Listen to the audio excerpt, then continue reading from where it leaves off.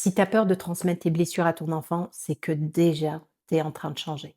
Si tu es une maman qui ressent cette peur et tu te dis: «Et si je blessais mon enfant sans m'en rendre compte?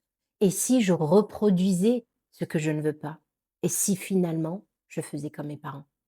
Tu fais attention à tout, à tes mots, à tes silences, à tes réactions et c'est lourd parce que tu as l'impression d'avoir une responsabilité énorme sur les épaules.